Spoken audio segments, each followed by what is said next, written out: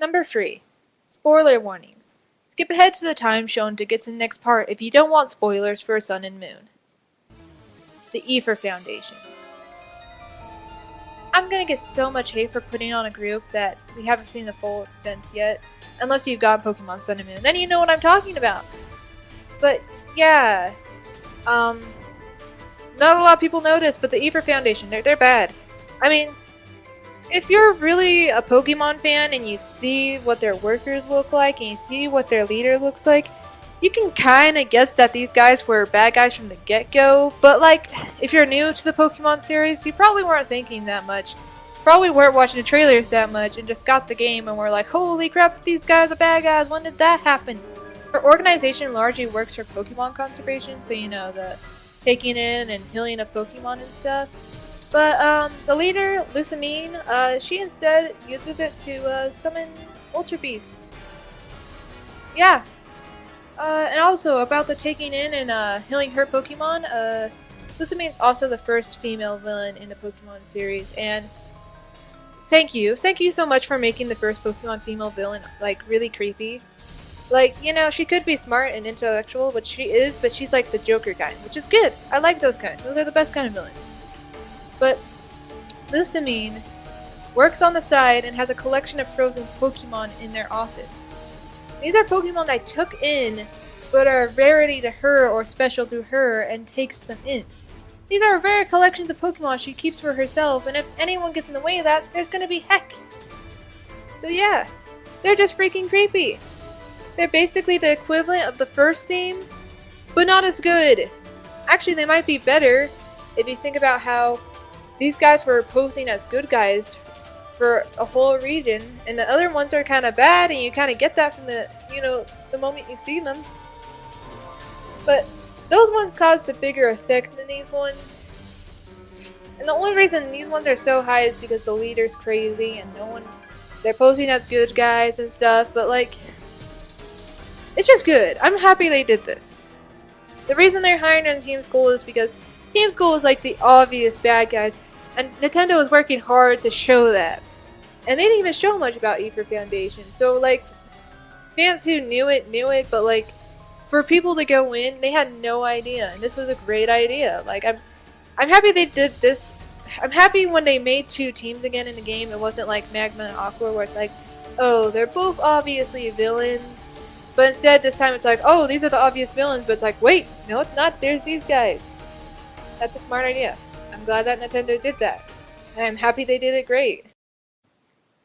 Number 2. Team Galactic. Now, people either love Team Galactic or they hate them. My first game was Pokemon Diamond, so I'm basically default to Team Galactic. But seriously, why do these guys get so much hate? Is it the costume design? Is it the sort of crummy teams? Is it because they made you climb a mountain? Through caves? Is it because Cyrus has no eyebrows? Someone clarify this to me. Anyways, Team Galactic's goal, or more like Cyrus's goal, is to recreate the universe in his image without Spirit using the power of legendary Pokemon. I'm sorry, that plan was already far better than any of the others. This guy is insane! He doesn't want to change the geography or kidnap Pokemon for himself or any of that usual crap. He wants to destroy everything! Am I hearing a Kefka laugh in the corner? Actually, I think Cyrus is like Kefka, but on the other spectrum. Kefka is a fool. He laughs at the morbid and treats death like a game, making him sort of like Joker from Batman. Meanwhile, Cyrus wants the same things, but he acts and goes about it in a different way. He is cold and hard-hearted, and his plans have a structure. He's a lot more like Two-Face, attitude-wise. Kefka acts with chaos, Cyrus acts with order, yet they both want the same goal. Honestly, Cyrus is the one that makes Galactic such an intimidating force. The others are they have potential, but without Cyrus, this team would have been kicked to the curb. His intentions and way of interacting is creepy, and we are lucky to have a 10-year-old travel for distorted worlds to stop him. Number 1. Who the heck do you think it is? Alright, before I get into why this is the best team, I should probably go over their plans. There's a lot to go through. These guys probably have the most intricate plans overall, and they had 2 games to develop them. Their main goal is to separate humanity from Pokemon, at least in the first game. Their leader is N, but it turns out that he's really just a puppet for his father to manipulate into furthering his own plans. What is his goal? Take over Unova. That's further explored in the second games, where he's also joined by Colress, which, by the way, he's gonna be in Sun and Moon, so yeah, we should celebrate a little bit.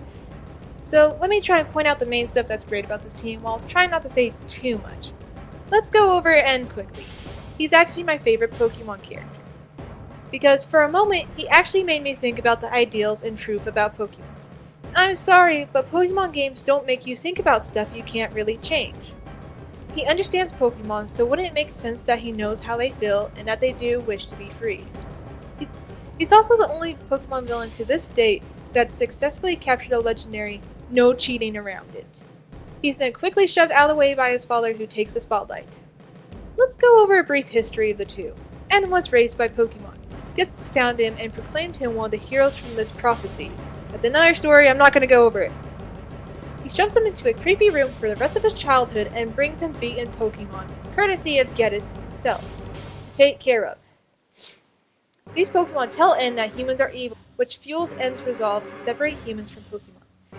That is completely messed up! Ghetsis was planning for all of this for years. Now, let's get to Ghetsis, my favorite Pokemon villain. Ghetsis is so great, because everyone loves to hate him. He is an awful man, but he takes one of my favorite transitions in a villain. I call it the Girahim effect. The villain starts out charming and sophisticated, but as the journey goes on, he slowly becomes insane and completely chaotic. Ghetsis in Black and White is that great speechmaker, sophisticated man who can turn innocence to his side.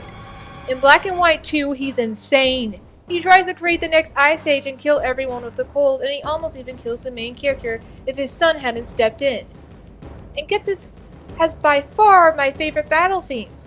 I prefer the original, but I love how in Black and White 2 the song is a lot more deranged, distorted in comparison to his mind.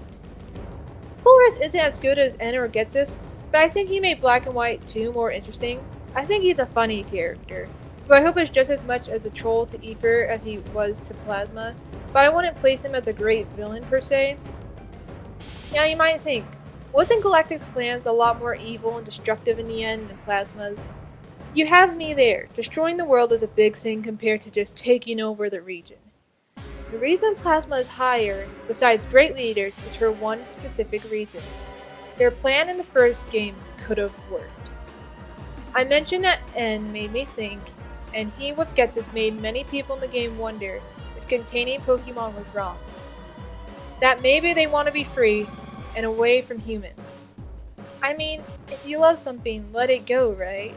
There are actual NPCs in the games who release their Pokemon, thinking they did a good, and if Ghetsis would have stepped back and let N rule, then maybe eventually people would release their Pokemon, thinking what they're doing is right, by letting them go. Ghetsis could have swooped in when everyone was defenseless without Pokemon. I'm sorry, but the scariest teams will always be the ones that could have done it without a fight. The Pokemon version of PETA is nuts, and I wouldn't have it any other way.